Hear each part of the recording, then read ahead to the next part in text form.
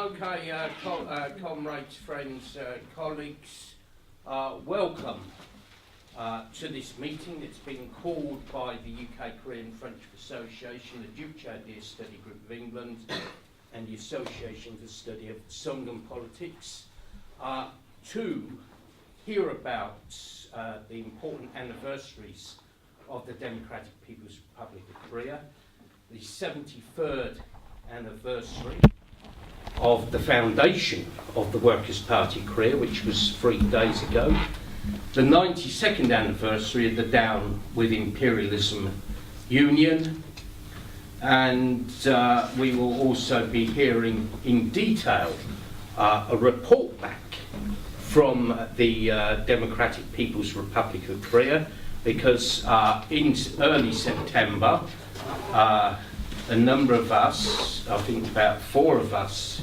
here in this room today, visited the DPRK to participate in the anniversary of the foundation of the Democratic People's Republic of Korea, because on the 9th of September it was 70 years since the DPRK came into being. And I could also mention just 2 other anniversaries. It was the 11th anniversary of the October 4th joint declaration between the DPRK and South Korea, between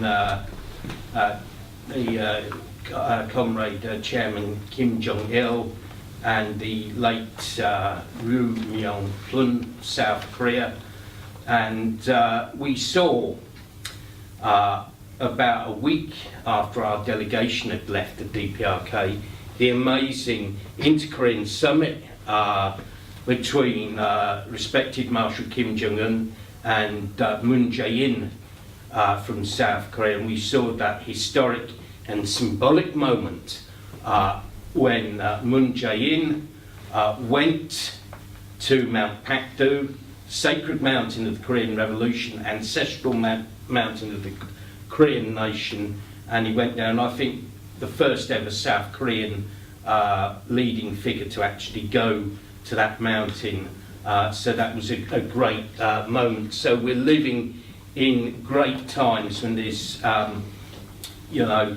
many possibilities are opening. Because that doesn't mean to say that we should in any way slacken our solidarity with the DPRK. It needs to be increased all the time. And I just read this morning how Australia is sending ships to Korean waters to try and enforce sanctions which have not been dropped, even though you had the summit between Trump and respected Marshal Kim Jong-un. These sanctions are still going on. So anyway, we've got a lot to get through this afternoon. We've got some great speeches lined up. I hope everyone will sort of listen carefully to what speakers say. Some of the speakers have come a long way from London to give their speeches, and we will have a Q&A session, and I'd ask people to address questions through the chair, one conversation at a time, and focus the questions on the actual subject matter of the meeting and what the speakers have said. I know it sounds rather basic, but we're not here today to talk about the Middle East or Latin America. This is about the Democratic People's Republic of Korea and the Juche idea. But I'm impressed by the turnout. I'm sure it's going to be a great meeting. I would now call on Comrade Kim Sung-gi of the Minister Consular of the Embassy of the Democratic People's Republic of Korea, who we're very proud to have here today. He's going to make a short speech. So over to you, Comrade. Being here today. So just before Dr. Thomas Harrison introduced our Workers' Party of Korea. So as you can see, the significant event has happened in the Korean Peninsula due to our Supreme Leader Kim Jong-un. So few days ago, 10th of October, we had celebrated 73rd anniversary of the founding day of the Workers' Party of Korea. So in this opportunity, I'd like to explain about our Workers' Party of Korea. So I prepared two kind of speech about our Workers' Party of Korea and the chairman of the Kim Jong-un. So this year, the Workers' Party of Korea, the ruling party in the Democratic People's Republic of Korea, will greet its 73rd founding anniversary, October 10th. So Chairman Kim Jong-un of the Workers' Party of Korea is leading all undertakings such as party and state building, the way President Kim Il-sung and General Kim Jong-il did. He is steadfast in implementing their plans and instructions without the slightest deflections. After the demise of General Kim Jong-il on December 17, 2011, Kim Jong-un proclaimed as the ultimate program of the Workers' Party of Korea, modeling the whole society on the Kim Il-sung and Kim Jong-il, and illuminated the road to the final victory of the revolutionary cause of Juche. By doing so, he opened a new phase in implementing the cause of immortalizing the leaders and saw to it that the history of the great leaders continues for all eternity. He put forward the slogan, the great comrades Kim Il-sung and Kim Jong-il will always be with us, and ensured that the bronze status of General Kim Jong-il and the mosaic mural depicting the great leaders were erected in different places of the country. He also organized and led a work of better laying out Gumsusan Palace of the Sun and its surroundings as benefits of the holy place of the sun.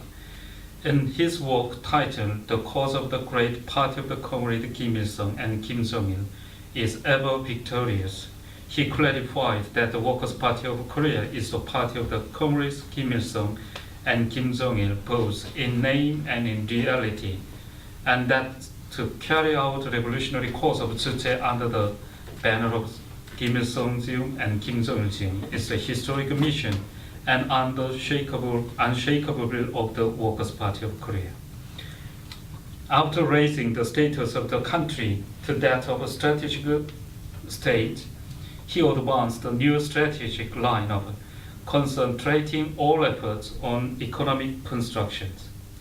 He is developing the party into powerful vanguard, which advances by dint of ideology and unity. With keen insight into the might of ideology, he has held fast the ideological theory, giving definite priority to ideological work as elucidated by the great leaders. He is leading all sectors and all units to resolve their problems on strength of ideology. Kim Jong-un develops the Workers' Party of Korea into the party which maintains the people-first principle and makes selfless, devoted efforts for their interests. Regarding this principle as his first and foremost political doctrine, he formulates all the lines and policies in reflection of the people's aspirations and demands. He never allows any violation of their interests. He leads officials to become true servants of the people who go deep among the masses, listen to their opinions, and work devotedly for them, upholding the slogan, everything for the people and everything by relying on them. Despite the worst trials facing the country in recent years, he has elevated the nation's dignity and military strength to the highest possible level and in a golden day in all sectors of the national economy by dint of the might of self-reliance and self-development. Along the road avenue he opened up, the country is now making rapid progress. Modern trucks, tractors, subway trains, trolley buses, and trams are being produced by relying on domestic resources, and fishing, farming, and animal husbandry bases have sprung up across the country, thus contributing to improving the people's standard of living. Steered by Kim Jong-un, the Korean people will accomplish the cause of building a socialist power with credit. The absolute confidence in the Workers' Party of Korea. The international community praised the Workers' Party of Korea for winning unqualified support and trust of the people. The ruling party, the Democratic People's Republic of Korea, owes such as an inviolable reputation to its faithful services for the benefit of the people since it was founded on October 10, 1945. The party has been steadfast in taking responsibility for their destiny and defining their interests. Right after Korea's liberation from Japanese military occupation, 1905 to 1945, it initiated a grain reform with a view of realizing the Korean peasants' centuries-old desire for tilling their own land.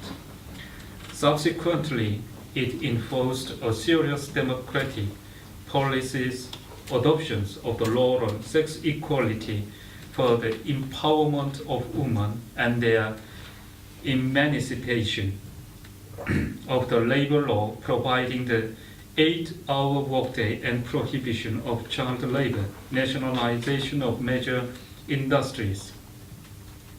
It also strove to give the population free access to medical treatment and schooling. The country's advantageous universal free medical care system dates back to grim days of the Korean War, when all human and material resources had to be mobilized in the struggle to defeat the invaders. Its education system has gone through several stages of development, with the acceleration of socialist construction, universal compulsory primary education in 1956, the year when the country was in the throes of post-war rehabilitation, which was the first of its kind of the East, universal compulsory secondary education in 1958, and universal free education in 1959. Now the universal 12-year compulsory education system is in force across the country. For decades ago, the government abolished tax once and for all, holding the promotion of the people's well-being as the supreme principle governing its activities. The Workers' Party of Korea has directed constant concern to the housing construction. In recent years alone, the government financed the housing projects in Changjeon Street, Una Scientist Street, Wisong Scientist Residential District, Mide Scientist Street, and Ryomyeong Street, and surprisingly, it provided all the modern flats, gratuities to the residents. The party pursued such benevolent policies even when the Allied imperialist forces resorted to the harsh sanctions and blockade, and the country underwent economic difficulties. Under its leadership, the people have led an independent and creative life, deeply conscious of how precious their party is to them.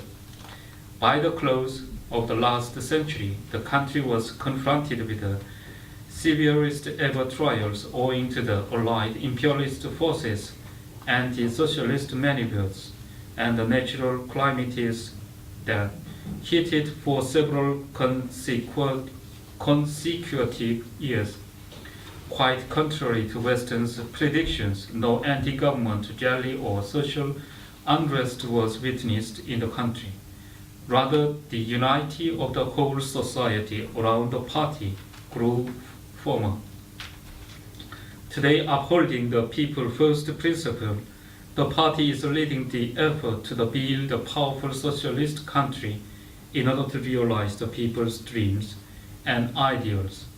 Industrial giants and research institutes and playing the pioneering role in this nationwide drive. Numerous light industry factories have put their production back on track, and modern bases for a cultural and emotional life sprang up one after another. All these notable achievements are unthinkable apart from the leadership for the party. For this reason, the Korean people regard it as moral obligation to trust and support their party with unfailing loyalty. Thank you. Thank you.